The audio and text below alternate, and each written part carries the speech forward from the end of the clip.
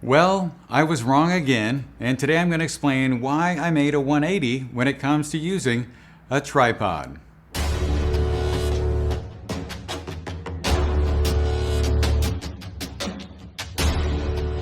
Thank you guys so much for watching this video today. If you enjoy learning from me in these videos, you might also like learning from me in person.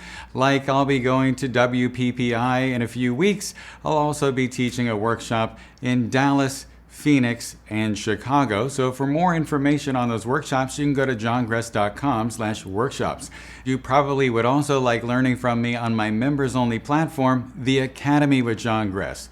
And that's where you'll get early access to these YouTube videos, commercial-free. You'll also get access to longer form tutorials like the one I posted for this month, which is all about augmenting natural light when shooting outdoors. And you'll also get access to live Q&A sessions and in-person workshop discounts and a members-only Facebook group. So for more information, just go to johngress.com/academy.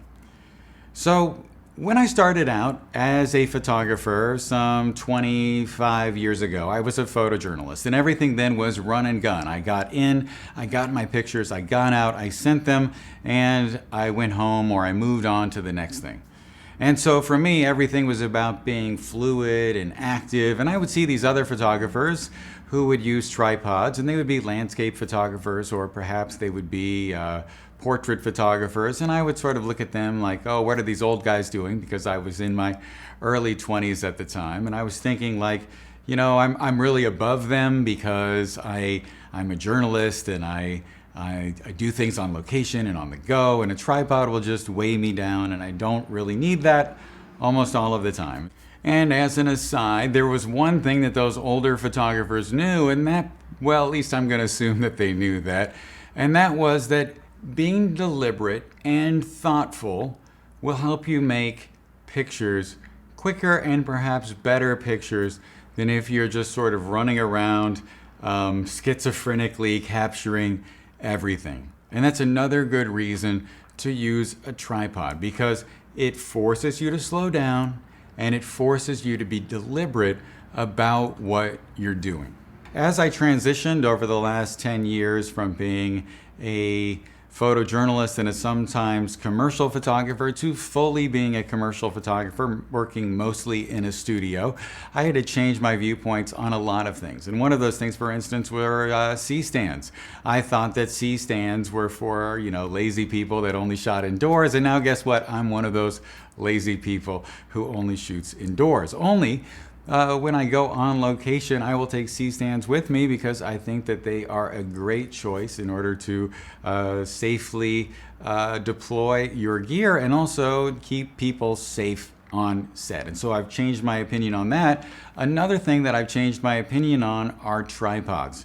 And so to give you a little bit of a perspective, I want to talk about shoot and burn for a second. And shoot and burn is sort of this recent catchphrase that people use to sort of, it feels like, to demean other photographers and say that they're less than because they're not making prints or post-production.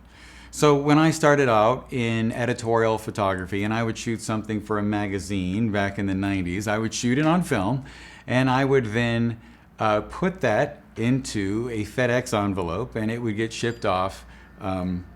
Thank you for reminding me to breathe. It would get shipped off to the publication and I might never see that film again. So essentially that was shoot and then burn the gasoline in FedEx's plane. And so for photography in general with film, that's a lot of what we did. We just shot the pictures, we maybe handed it off to a lab and maybe they made some rudimentary corrections, but things were pretty much as they were right out of the camera. Well, over time, as digital technology has progressed, we have become the lab, and it's become commonplace for photographers to need to do a lot of post work on their images. And as I've sort of transitioned over my career into doing more and more of that, I've sort of gone from doing batch corrections to doing more closer in corrections.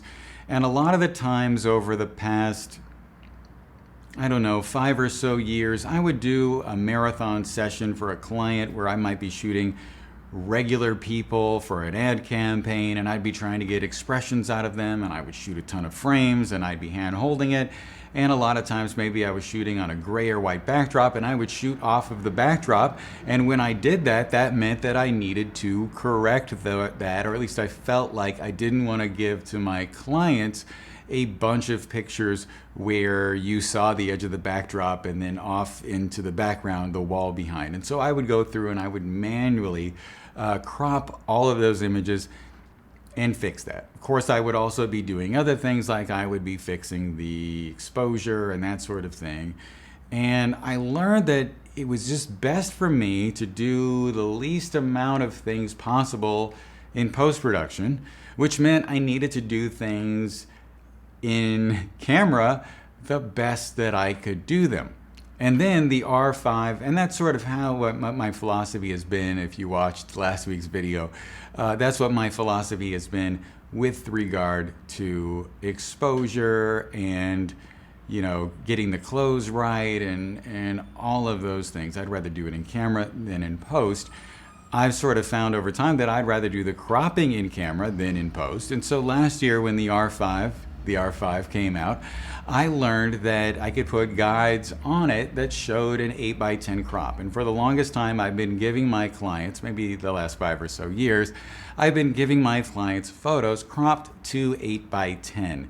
And the reason for that is so that they don't post them to Instagram with their hand chopped off or with, you know, the top of their head chopped off. I just want them to be framed correctly. And so I put the guides on the camera, on the LCD and in the EVF, so that I could shoot and frame everything to 8x10. And then what I quickly discovered was if I put them on a tripod, like this Gitzo tripod back here, that I could just apply a batch crop to the entire take, and I didn't need to go in there and make these micro adjustments like when I was hand holding and going on and off the background as I reacted to people's smiles and other reactions. And so sure, I miss some shots sometimes by using a tripod. And at the beginning, maybe last summer, I started using this Gitzo tripod back here with a simple 3-way pan tilt head. It's something that I bought on eBay. Yeah, I can pan back and forth, and I lock it down so I don't go up and down. I use the column in order to change height rather quickly, so a center column is a good choice. And that'll allow me to sort of get, just move quickly and just get things framed nicely. But there's not a lot of precision in that pan tilt head. And then I went to my friend's studio, and she has like a legit Manfrotto camera stand. And I used that, and it had a geared head, and I realized that I really loved a geared head. And so I got this Binro one back here, and I put it on that Gitzo tripod. Now the thing about the Binro head compared to the Manfrotto head I used is it requires a fair amount of force to make those pan adjustments. And so I haven't found it to be that great on that tripod when I'm shooting a model who's posing back and forth repeatedly. So just keep that in mind if you're interested in getting a geared head and you're shooting on a tripod. However, a few months ago, Studio Titan sent me this lovely camera stand, which has a pistol grip, 3 different pistol grips, and the top one has a spot to put that pan tilt head. And the great thing about that is that when I want to pan from side to side, not a pan tilt head, but a geared head, when I want to pan from side to side, I simply just grab that center column and sort of rotate the whole camera stand. It works out fine. It's a decent solution. When I want to go up and down, I just hit this knob and I dial it, and it sort of pivots the camera up and pivots it down, and I can make sure that I'm totally level by pivoting it on the other axis. And it really works out great, and I really love it. It also has a place for my laptop. I never thought, of course, 20 years ago that I would be a studio photographer, let alone a studio photographer using a camera stand. And the great thing about this camera stand is I can roll it all over the studio, and I can grab those pistol grips and lower the laptop or the camera or the basket that's on there that holds my light meter and other accessories, and I can frame the shot rather quickly much quicker than I could with this tripod, and I never have to worry about dropping the camera or ripping it off of the tethering cart when my shoe gets caught on the tether cable. I'm sure that's probably happened to many of you too. So anyway, guys, I hope that helped and maybe changed your perspective when it comes to using a tripod. I know that I've definitely done this 180 in the last year. So thank you guys so much for your time. If you have any questions or comments, just leave those below. Stay safe, and I'll talk to you soon.